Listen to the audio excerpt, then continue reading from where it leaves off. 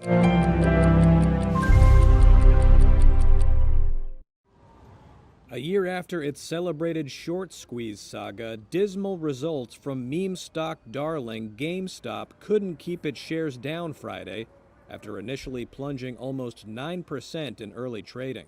Shares of the video game retailer turned positive despite reporting a net loss for the fourth quarter as it absorbed high costs from supply chain constraints and spent more on transitioning from the largely brick-and-mortar business to e-commerce. On Thursday evening's earnings conference call, GameStop CEO said the combination of supply chain issues and the ongoing effects of the global health crisis had a sizable impact on the holiday quarter, which is usually a strong one for the company as new Xboxes and PlayStations are launched and demand is high. But component shortages and other supply chain issues which hit video game console makers Sony and Microsoft took a toll on GameStop's business.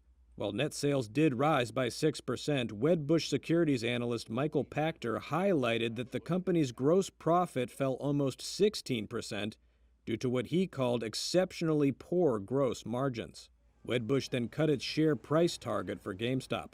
But investors pushed the most popular meme stock of them all higher, climbing nearly 7% at one point Friday morning.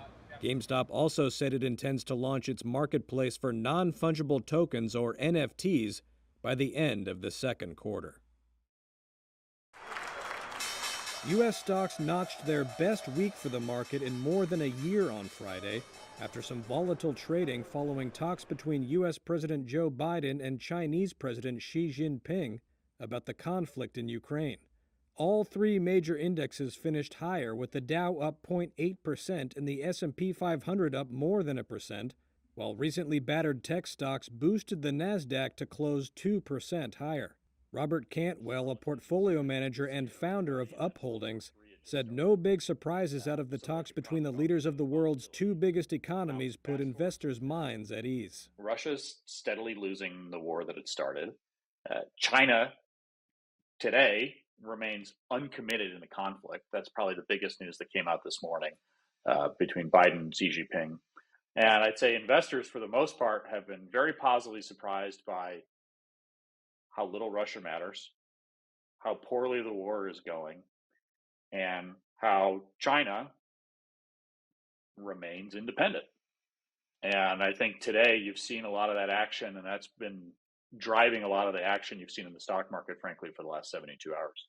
Big Tech led Friday's rally, with Apple, Amazon, and Meta platforms posting gains along with the rest of the tech sector, which contributed to more than half of the S&P 500's advance. Tesla finished up almost 4% after it said it had resumed production at its Shanghai factory after a 2-day suspension.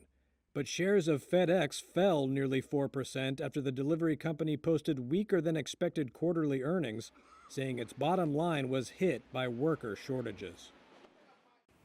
It may be on the other side of the continent, but Italy's agriculture industry is also feeling the effects of the conflict in Ukraine. Ukraine is a major global supplier of animal feed, stocks of which are falling fast across import-reliant southern Europe. The Italian livestock farmers' body Asalzu warned that hundreds of cows now risk being slaughtered, as stocks of raw materials used to produce fodder may only last for another month. Acting President Michele Liverini said if dairy cows were slaughtered, it would take years to produce milk again. Caso delle vacche da latte, se noi interrompiamo e mandiamo alla macerazione vacche da latte, ci vorrà... In the case of dairy cows, if we stop and send dairy cows to slaughter, it will take 7 to 8 years to rebuild a barn to produce milk again. The problem is very serious. It has to be analyzed by all of us in the chain, from the large-scale retail trade to the farms, cereal growers, and importers. We must have a role of responsibility at this time, and we must bring an increase to the end customer, to the housewife, to the family. But at least assure them of the food. We cannot do it any other way. Sulla massaia, sulla famiglia, però quantomeno assicurargli le derrate alimentari. Diversamente non siamo in grado di fare. Pietro Fusco is the chief executive of milk producer Cirio Agricola in southern Italy. He says the conflict has exacerbated an already difficult time. Il conflitto ucraino-russo è subentrato a un periodo già di stress per noi che deriva dai 2 anni abbondanti di pandemia. The Ukrainian-Russian conflict has taken over from an already stressful period for us, after 2 long pandemic years, which had already put a strain on business management. We currently have problems with the purchase of feed for the animals. Above all, there is also a problem with transport and therefore the impossibility of having supplies on time. So this is what we are suffering and paying a lot for today. Nei tempi previsti. Quindi questo è quello che oggi scontiamo e paghiamo molto.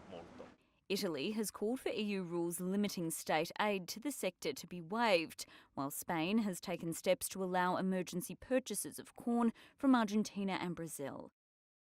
The country's food supply chain is falling apart. Movement of goods has slowed down due to insecurity and the reluctance of drivers to drive to places like Dnipro, let alone Mariupol or Sumy. We are especially concerned about the families in the encircled city of Mariupol, which is running out of its last reserves of food and water. Very little aid has been allowed into the city since it was encircled more than 2 weeks ago. The number of arrivals, particularly here in Poland, have been falling in recent days. The last data we have for a single day was for the day before yesterday, which I think was 50,000, 52,000, and that was down from around 80,000, which was itself down from over 100,000 previously. So there has been a decline.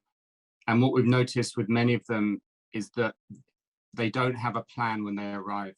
So many of those in the first phase might have had friends, diaspora networks, contacts, a relative to whom they could go and stay with initially, and then make a plan from there. That's been less the case recently, which means that those who arrived are not clear where they can go. With now more than 3.2 million refugees forced to flee Ukraine over the past 3 weeks and millions internally displaced within the country, UNHCR is warning that humanitarian needs are increasing exponentially. U.S. President Joe Biden and Chinese President Xi Jinping spoke for nearly 2 hours Friday morning in a video call where the White House said the two world leaders discussed Russia's invasion of Ukraine. Chinese state media said Xi underlined that such conflicts were in no one's interest. The call comes amid U.S. warnings that Moscow had asked Beijing for military and economic assistance as the war drags on and sanctions cripple the Russian economy. Russia denies making the request, and China said the reports were false. Beijing has so far declined to criticize the Kremlin over the invasion. China and Russia last month announced a new strategic partnership, and Washington is worried that China could help Russia circumvent economic sanctions.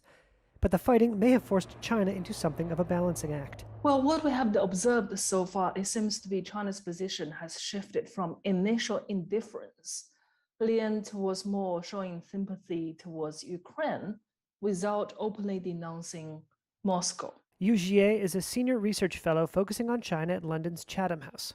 So China is really hoping out of this crisis they'll be able to maintain that fine balance.